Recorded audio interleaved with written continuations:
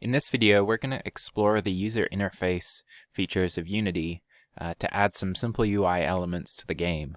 So this is where we're at. I spent some time on some post-processing effects and dressed up the scene with these rocks and things like that. We also have these kind of bright projectiles that are shooting out. I'm going to spend a little bit of time at the end of this series polishing up some things, so fixing the rotation on the turret, maybe adjusting some materials and things like that. But for now, let's keep going with the new features and add some UI. So user interface is super useful because obviously there are certain things in the game that you're going to want to have be present and available and kind of visually apparent to the player, and health is one of those things. So as I get shot here, oh, actually the projectiles are just passing straight over me, so I should probably fix the colliders before I do anything. Let's just take the attack point on the enemy and move it down. So as you get hit, there's very little indication that anything's happening. The projectiles disappear and then you reset, but you don't know how much health you start with or how much health you have. So we can start fixing that. So player feedback is really important for the gameplay to feel entertaining and engaging.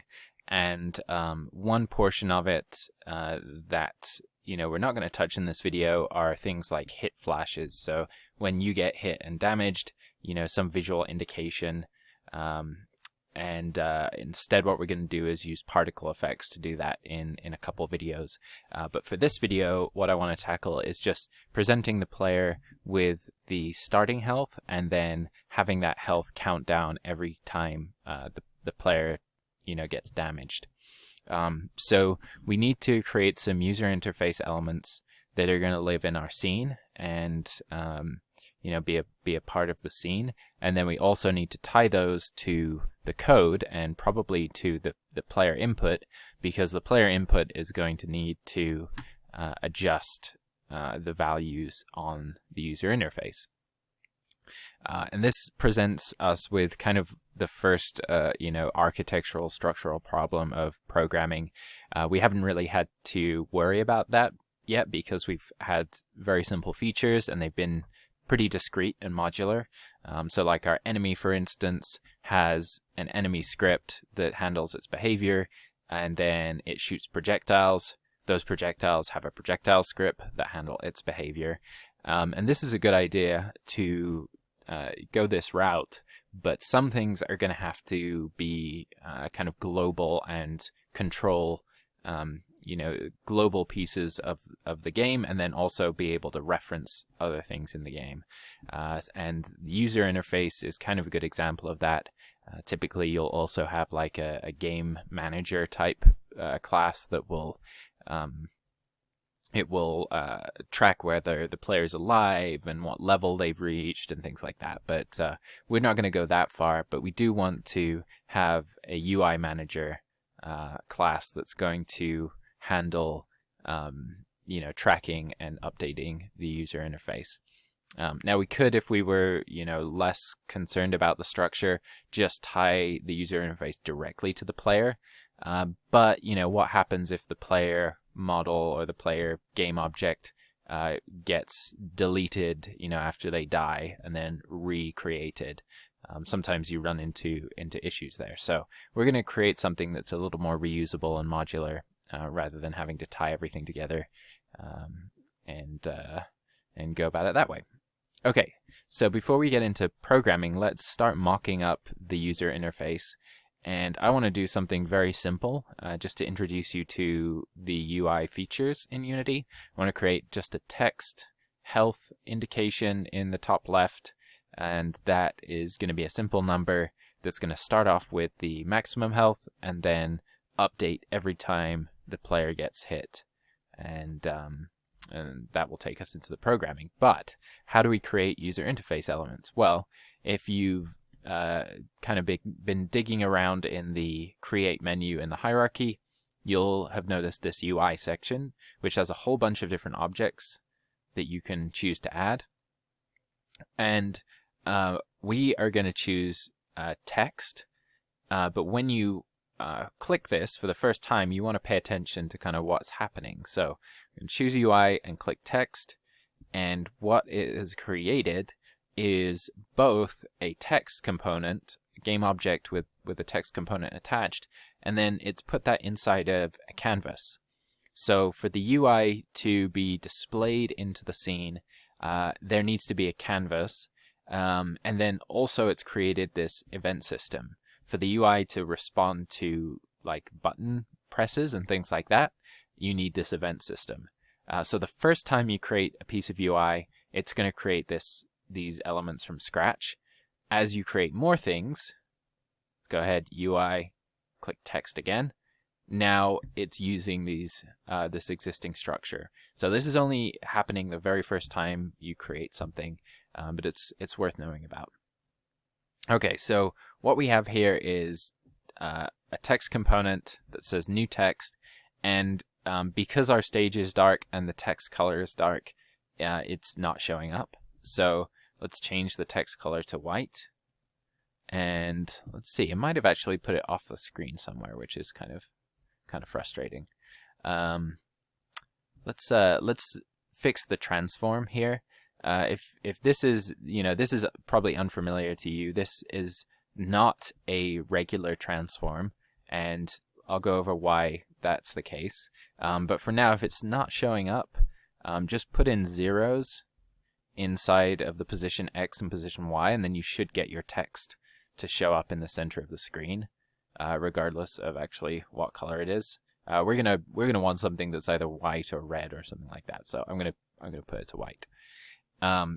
Now, let me go over what has kind of been created here and how these UI elements operate, because they're very different than other things in your scene. And if you take a look in your scene view, you can kind of start to see how different they are. So when you select the canvas, what gets selected is this massive kind of billboard that exists in your scene, and it's just immense, right? So the canvas is a game object that exists in your scene, but it doesn't get seen through the camera lens in the same way that other game objects do.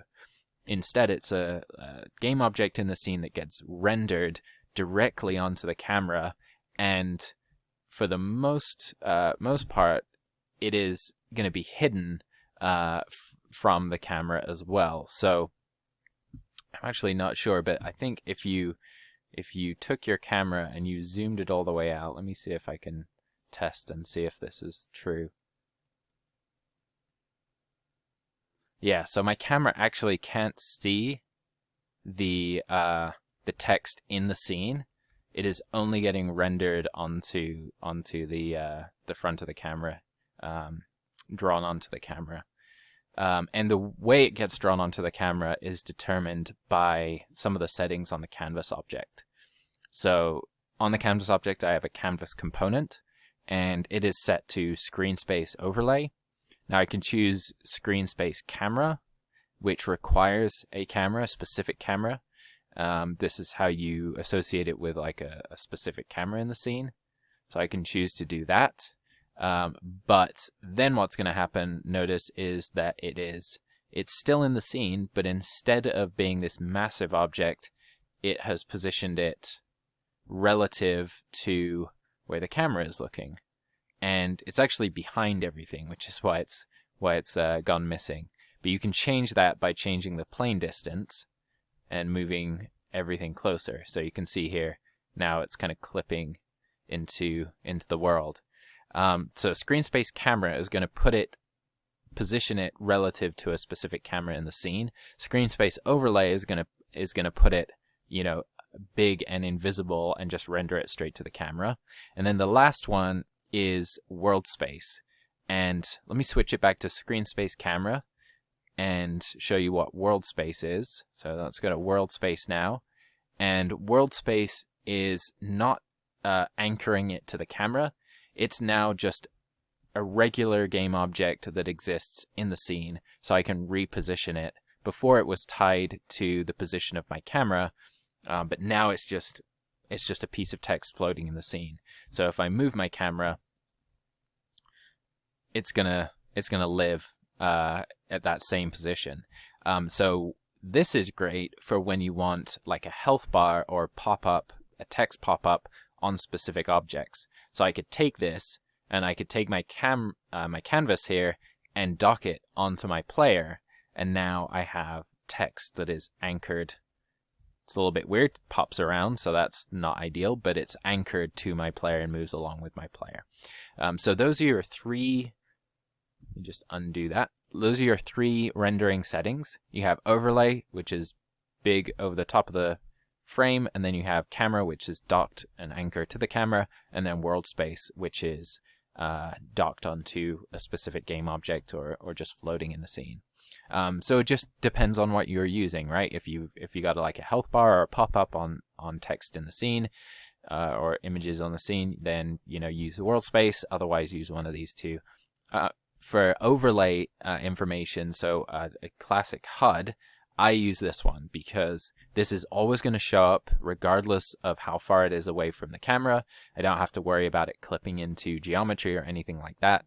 So I'm going to leave it, in this case, on the overlay. Now there's another component that's really worth knowing about, and that's the canvas scaler. So as you start messing with the positioning of your UI, this canvas scaler is going to have an impact on how that operates. So just an example, let me take this text and dock it, or let me position it to the top left and pretend that, I'm putting it in the position that I want, and this is how I'm going about doing it. So my health is going to be up there, and now because my canvas scaler is set to constant pixel size, as my screen size changes, this text floats off the edge of the screen. So that's not ideal. The other thing it's doing is a little bit harder to see if you're not used to it, but it is changing the relative size of that text to be consistent regardless of the screen size. So this also has a big impact. Let's say you were in editor and you had it positioned where you want it, and then when you go to play your game on your executable, it's going to be full screen. So when the player hits play, now that text is very small and in the center of the screen, and that's not what you want. You want it up here. It's also scaled it relative to the size of, it's kept this text size consistent because it's set to constant pixel size. So what I always, 90% of the time do is change this from constant pixel size to scale with screen size. And that fixes two things. Firstly, it means that you need to reposition stuff because it's using a different setting. So let's put this back here. But now, when you change your window size, notice how it doesn't float off the side of the screen. And when you hit play, again, now it's docked in that same relative position. The other thing it's doing is it's shrinking and growing. So that's the only other thing to kind of be aware of here, is that it's not going to keep that consistent pixel size. If your window here is very tiny and you're like, okay, I need my game text to be much bigger, so I'm going to scale it up so I can read it. Then when you go to play, it's going to be massive, right? And that might be, too big or take up space that it doesn't need to for legibility. So that's one thing to just be aware of, that to be aware of, the size that your game is going to be played, the devices it's going to be played on, and then kind of set it up for that. Okay, so we've kind of fixed our issue of stuff flying off the edge of the screen when we rescale, but we can kind of do it in another way and get more control, because right now we're just kind of positioning this, kind of roughly, and if we change the width of this text box, it kind of cruises off the side. If we change the height, it does that too. The size doesn't matter as much, but we can use this rect transform and the features of it to position this text in a more kind of sophisticated and robust way. So this rect transform is obviously very different than your standard game object, and every component the UI that you add as a child of a canvas is going to have a rect transform instead of a regular transform. So it has a position, an XYZ position in space, but instead of that being a world, an absolute world position, it is relative to whatever the kind of position of the canvas is. And so what you're controlling in position X and Y is how far from the side it is and how far from the top or bottom it is. And then width and height is obviously controlling kind of the size of that text box element. So let me actually make a new element that you can see how this works a little bit easier, because a text box is a little bit harder to kind of see what's happening. So I'm going to right click on my canvas and go UI, and then I'm just going to put in an image. And this is just a square image that I can assign a sprite to. We touched on sprites in the texturing 2D texturing pipeline, but I'm going to show you how they work in this video as well. Just slightly different than textures. But for now it's just white. You can of course change the color to be something else if you like. That's kind of a nice feature of sprites, is you can tint them. And you don't need a material on it technically. You can add one if you want, but you don't need one. So let's say we've repositioned our sprite image to the top left, and we've kind of eyeballed it, and it's working because we've set the screen, this scale with screen size. But let's say we want it to be perfectly aligned to this top left corner. Well, the way we do that is by changing the anchor by clicking on this little target, square target image, and that's going to bring up all of the anchor presets. And from here, you can choose whether you want to dock this to, let's say, the top left or top right or center, which is what it is right now. Or maybe you want to scale this. So let's say we didn't want something that was, just a certain width and height. Let's say we wanted something that was taking up the entire top of the window. Well, now we can use this option and stretch it across the top, and now we our controls change from X to left and width to right. So now we could put in 0, and it's going to push it all the way to the left, and put in 0 on the right, and it's going to push in all the way to the right. And now we've created something that, regardless of the screen size, is going to stretch from top all the way across the top. So you could imagine this as like a good thing for like a subtitles or something. You could stretch it along the bottom and then, position it at 0, and now you have like a nice subtitle bar. Let's go back to our top left and then 0 out the position X and position Y, and then change from 100, change it to 100 and 100. Now there's something else that's happening here that you want to know about. We've positioned it on X and Y, but we're not seeing all 100 pixels of this. And that's because it's using the center of that image as the kind of the pivot point for where it's docking. And if you see over here, you have control over where that pivot point is located. So on X, if I change this to 0, it's going to use the far left of the image. And it's updated our position X to keep it positioned as it is. But we can set this now to 0, and we're going to see that full width of the image. Same with Y. We could set this to 0, or we could set it to 1, and that's the top, and then set this to 0, and now that's going to be docked. And now we're working in a little more of a clean way, because we know that we're docked on the top left, we're positioned at 0, 0, and now our width is going to control exactly how wide it is, and our height is going to control exactly how high it is. So it's just a way to control the properties of a rect transform to position your UI elements. So we're doing something very simple with the HUD, but you can imagine a complex menu system that uses this and nests these together. In projects that I've worked on, I have more UI driven stuff, and the rect transform is a great way to to use, lay out the UI and make it work really well. All right, so we have a kind of background for our text. Now let's add the text to it. And I wanted to show you this because it's important, the hierarchy of your canvas. Let's say our background here is something like dark gray. And right now the text is drawing on top of that. Fine, and we can read it. But if these two things were reversed, our text would disappear. And that's just because it's hidden behind, it's just behind the image.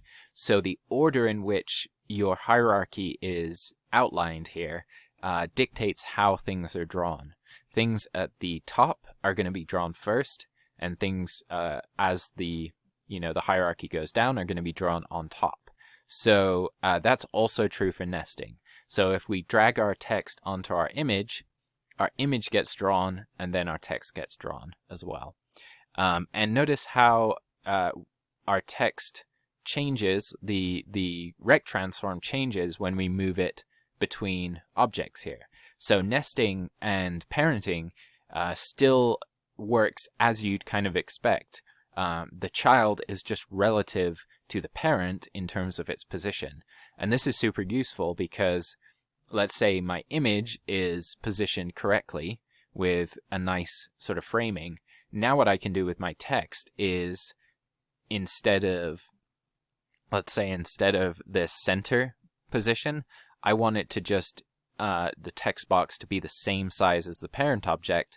I can choose this bottom right option, the stretch top and vertical and width, and then put in zeros inside of all of my variables here. And now my text box is, you can't see it, but my text box is stretched to the full size of the parent object. So that's another great feature. Now the reason why it's in the top left is because that's my alignment. So I can set it to center and to middle, and now it's going to be in the middle. And let's say I want my text box to shrink, I can just, or my whole UI element to shrink, I can just change the height of the parent, and my text is going to be continue to be aligned regardless of what the settings are. So that's another great way to work. So let's plug in some values here. Let's say you start out at 100. I think it's a little too big, so let's reduce this down to 90 by 80. Let's do 70. Nope, let's do 60. So that feels about right to me. And let's plug in some other values. So it goes down to 0. See what it looks like at 50. So I could set this as left justified and bump it out if I want, but I kind of like this as center justified. Maybe I'll change it to bold just to give it a little more impact. I can also, another good feature of text is, let's say you wanted it to just fill the size of the text box. You can click this best fit, and now it's going to kind of fit to the text box as best it can within this min and max size. So you can set a min and max if you want. So just some options here. Line spacing. I don't think there's a letter spacing, unfortunately. If you want custom fonts, which I super recommend, you can plug in any OTF or TTF font. There's tons of free fonts available, and just have them in your project. Import them into your assets here, and then they'll show up in the list of available fonts that you can choose from. So importing custom fonts is actually super, super simple. Okay, so we have our text positioned and mocked up. Let me show you how to change the background of this image here and use a sprite. So right now we don't have any sprites in our sprite folder.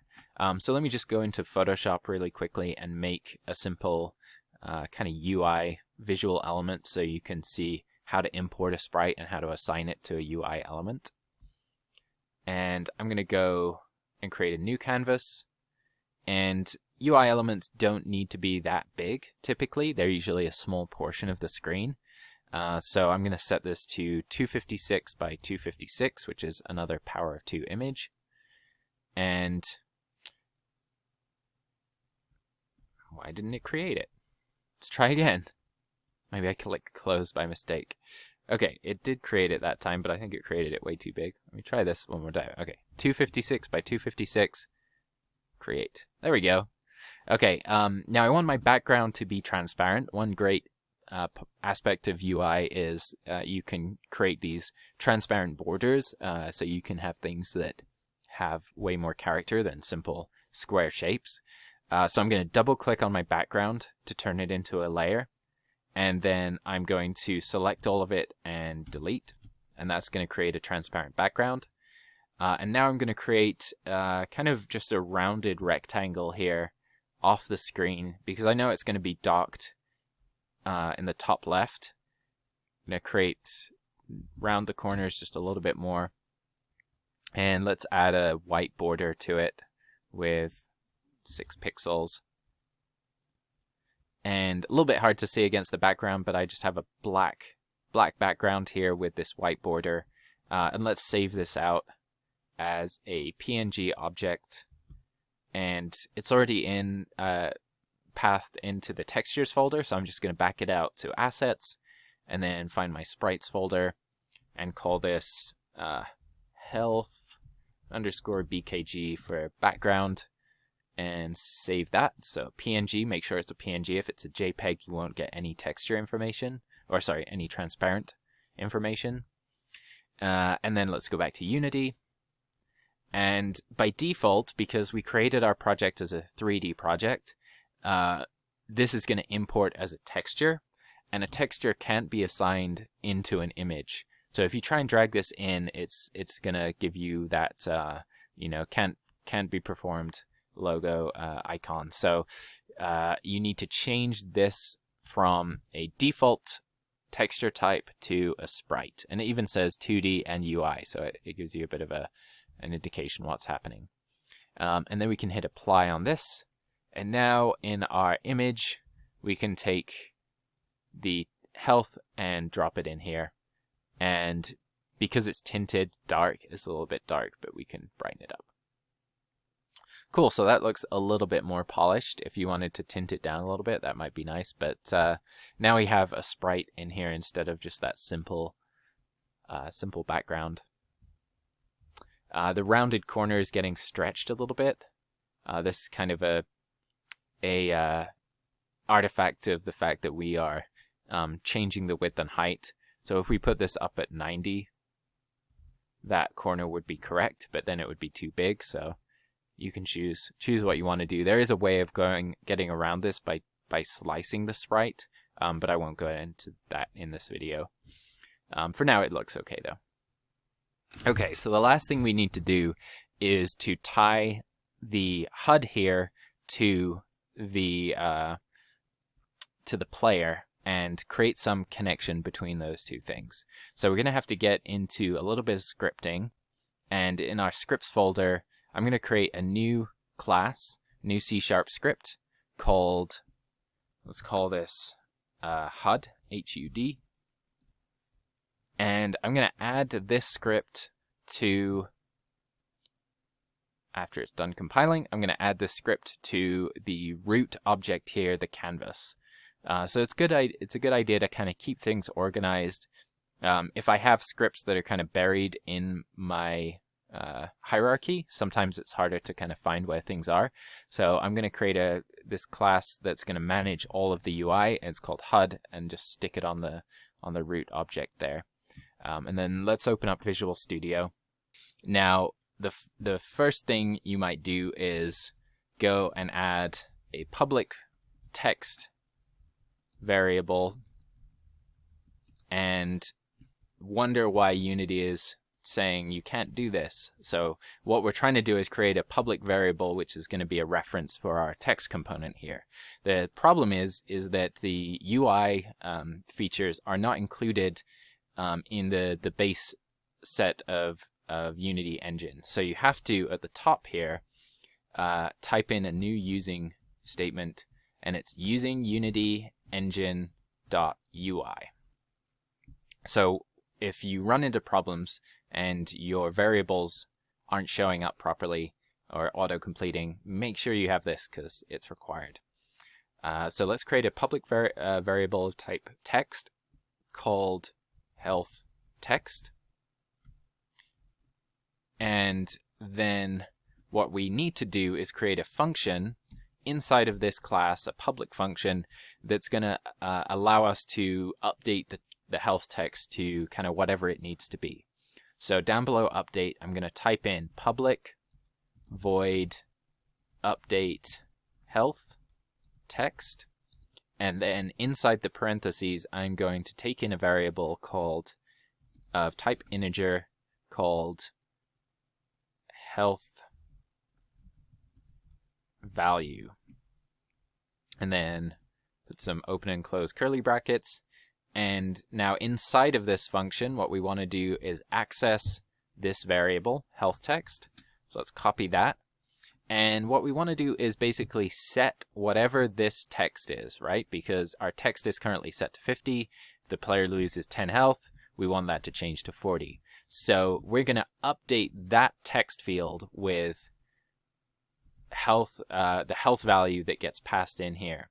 So we want to do health text dot text, which is the name of that variable, equals health value, and we could just set it like that. Actually, Unity isn't happy about that.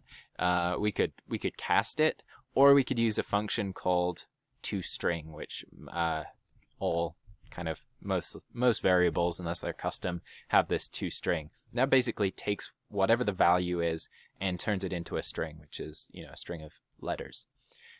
Okay, so this is done. We can save this out now, and what we're going to do is in our player, we're going to reference this and update it, and thereby update the HUD.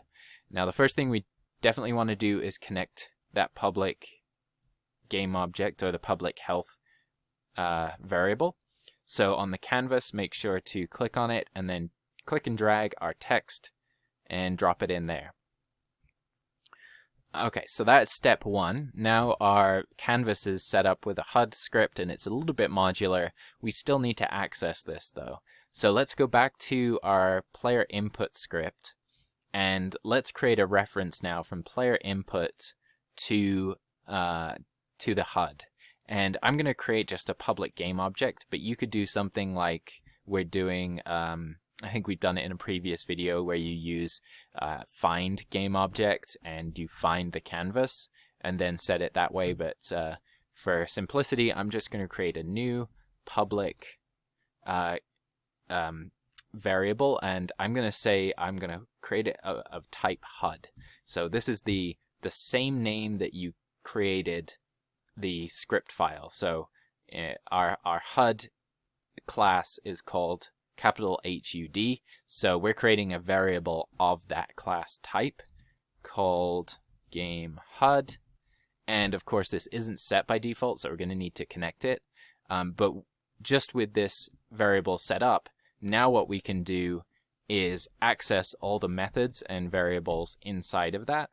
So we could update the text directly, but we're going to use this update health text method that we just created. And so in start here, below the current health, I'm adding a line, game HUD dot update health text, and that's a function call, so it needs, you know, parentheses and a parameter, and it's an integer, so I can just pass in my current health. So now on start, we have set our current health, and then we've updated our HUD with that current health. Now we need to copy this function call and put it in a couple more places. If you double click on a variable here, you can see where that variable is being used.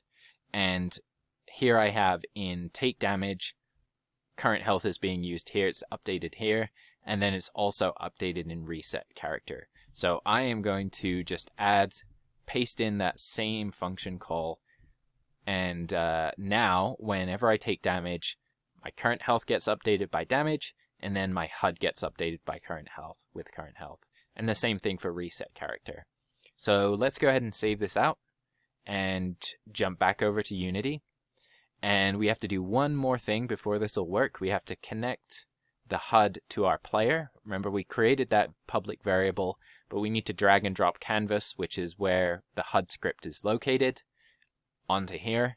and that should connect it just fine. So if you don't have your HUD connected, that's not going to work, right? Because it's looking for this specific HUD script. Okay, now we can hit play and let's see if this 40 gets updated. Cool, so now we have 40. It's getting updated every time I take a hit, and then when I get reset, it goes back up to 100. So that's working really well. This enemy is totally overpowered, but he's easily defeated, so that's good too.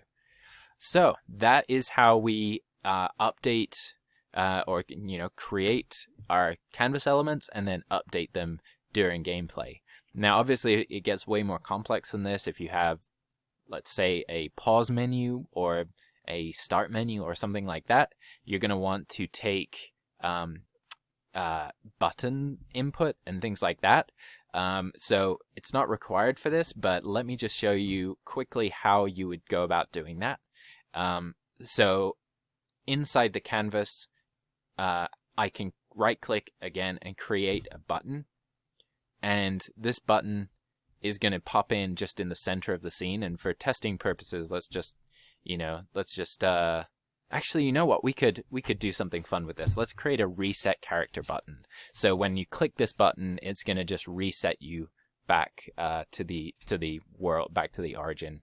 So let's take it and dock it to the top right, and let's change our X to 1 in the pivot and our Y to 1 as well, and then 0 it out and it'll pop into that corner.